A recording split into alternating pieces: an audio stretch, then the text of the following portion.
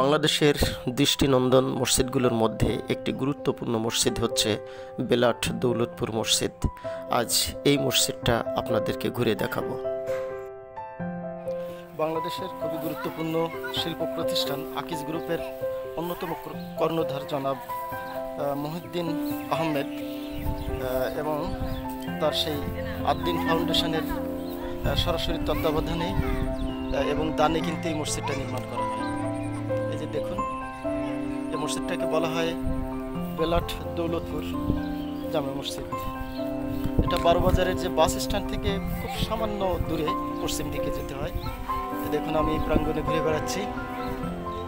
এই মসজিদের আয়তন প্রায় এখানে 2 একর জায়গার উপরে কিন্তু এই মসজিদটা নির্মাণ করা হয়েছে। মসজিদের চারপাশে 2 একর জায়গার উপর এভাবে ফুলের বাগান ভ্রমণ পিপাসু সৌন্দর্য প্রেমিক অনেককেই দৃষ্টি আকর্ষণ করে এই মসজিদ। করবে এই হচ্ছে আমার আম্মা জান। আম্মু, তোমার কেমন লাগছে বাবা? হ্যাঁ প্রিয় বন্ধুরা, এই যে মসজিদটা দেখতে পাচ্ছেন, এটা কিন্তু 3 তলা বিশিষ্ট। নিচতলায় সাধারণ মুসল্লিরা নামাজ পড়ে, 2য় তলায় মহিলাদের জন্য নামাজের ব্যবস্থা আছে এবং 3য় তলায় একটা মাদ্রাসা রয়েছে। হ্যাঁ, দেখি এখানে একটা নাম ফলক দেখতে পাচ্ছি। কি লেখা আছে এখানে? নিরাপদ খাবার পানি সরবরাহ প্রকল্প, আয়রুন্নেসা মরহুম হারান মন্ডল, আদ্দিন ফাউন্ডেশন।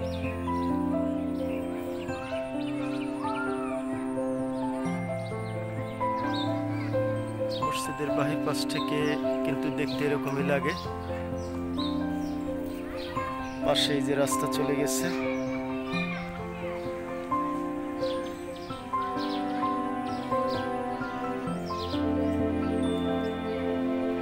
মেইন গেটের পাশাপাশি এখানে ছোট একটা পকেট গেট রয়েছে।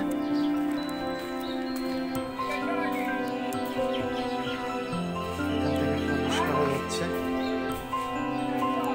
এই যে এখানে দেওয়া আছে 3য় তলায় মেয়েদের মাদ্রাসা, 2য় তলায় মহিলা ও মেয়েদের নামাজের স্থান এবং নিচতলায় মহিলা ও মেয়েদের ওযুখানা, টয়লেটের পাশে মেয়েদের জন্য এটা, পুরুষদের জন্য ওই পাশে অবস্থা।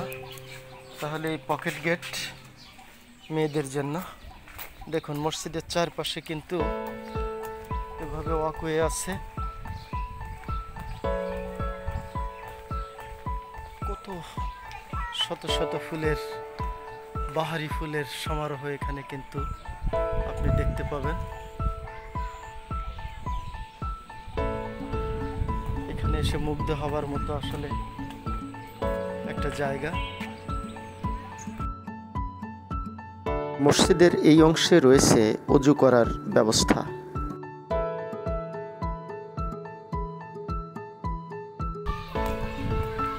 এখানে মসজিদের মূল প্রবেশদ্বার এবং এই পাশটায় রয়েছে মসজিদ প্রাঙ্গণে প্রবেশের প্রধান ফটক। অসাধারণ একটি ফাঁকা প্রান্তর দেখতে পাচ্ছেন, দৃষ্টিনন্দন সীমানা প্রাচীর এবং তার পাশে একটি কবরস্থান। কতটা আকর্ষণীয় পরিবেশ হতে পারে একটু চিন্তা করুন। তুমি কেমন আছো মা?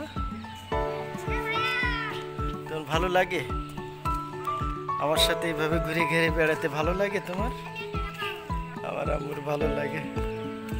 প্রিয় বন্ধুরা, অবস্থান করছি বারোবাজার, ঝিনাইদহের বারোবাজার বেলাট দৌলতপুর জামে মসজিদ প্রাঙ্গণে। মসজিদটি একটি ফুলের আকৃতিতে তৈরি করা। একটু ভেবে দেখেন তো কোন ফুল হতে পারে? হ্যাঁ, আপনাদের ধারণা ভুল হওয়ার কথা নয়, এটা পদ্ম ফুল।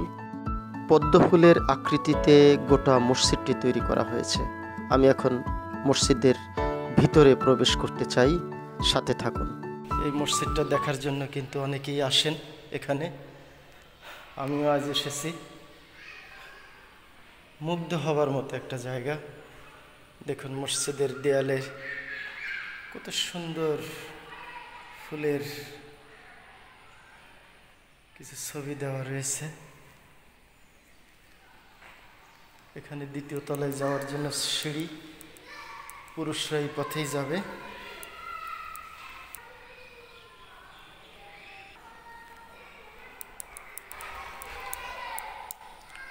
এখানে ওযুখানা সহ ওয়াশরুম এই পাশে, আর এটা হচ্ছে মূল নামাজের ঘর।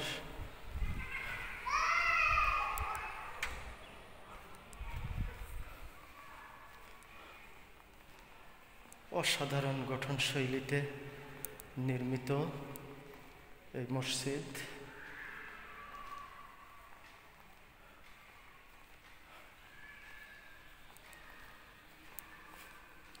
আপনারা জেনে অবাক হবেন, এই মসজিদে একসাথে প্রায় 1000 মানুষ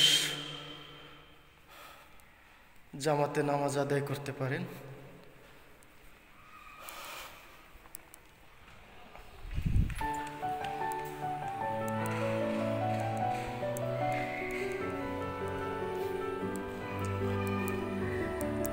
এটা ওযুখানা, ওয়াশরুম, কত সুন্দর উন্নত ভাবে তৈরি করা হয়েছে।